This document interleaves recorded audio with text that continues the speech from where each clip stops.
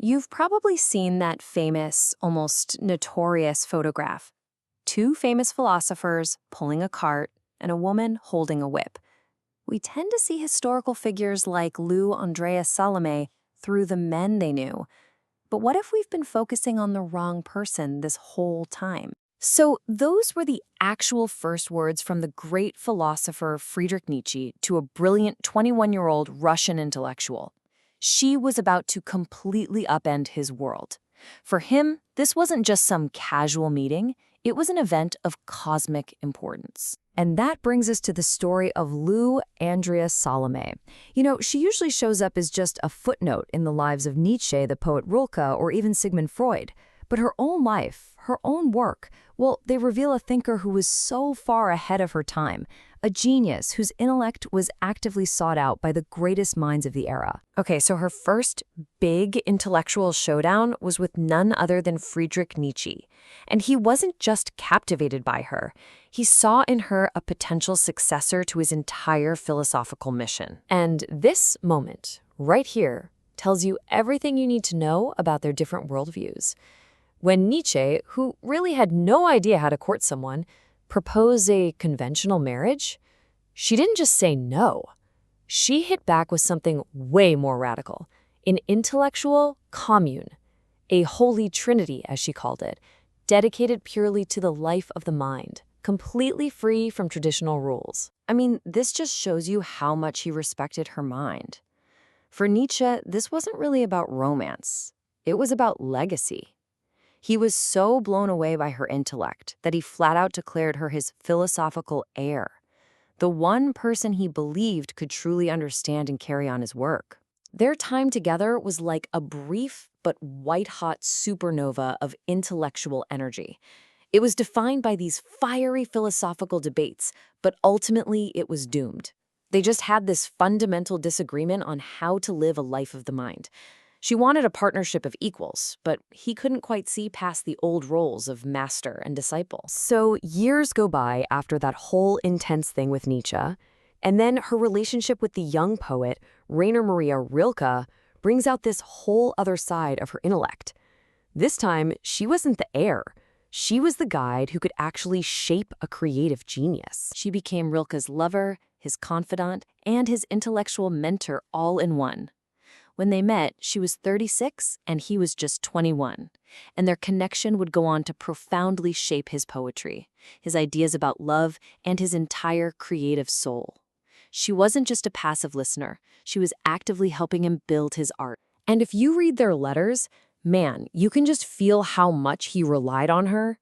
Rilke really saw her as his anchor, a source of clarity and strength he could always come back to when he was lost in his own endless complications. But her journey doesn't stop there.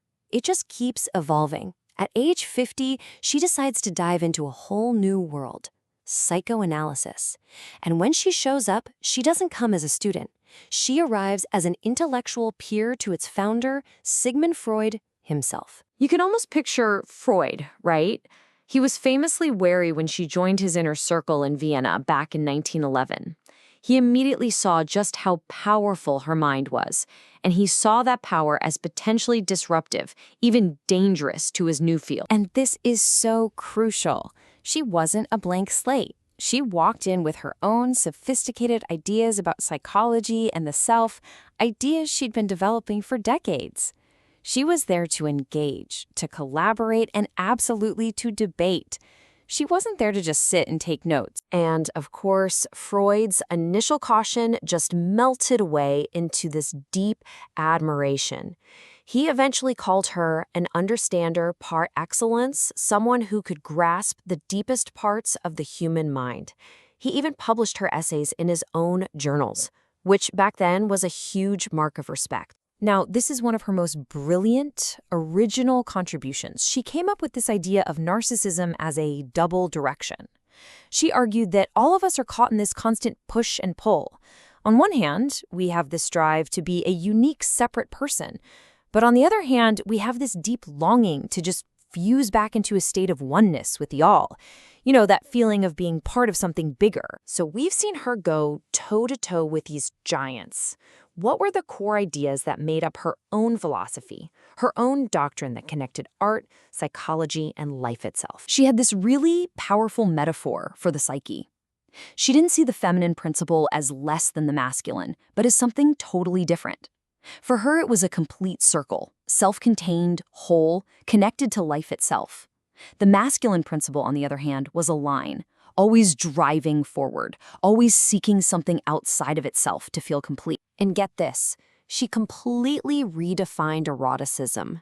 For her, it wasn't just about physical desire for someone else. It was this deep, creative energy, a life force that fuels our personal growth and allows for the, quote, broad and free deployment of our own personality. Basically, it was the engine of self-realization. So when you put it all together, you see this incredibly clear and radical philosophy. At its core, it's a call to live an authentic life. It's about demanding total freedom, intellectual and personal. It's about embracing the fact that we're all full of contradictions.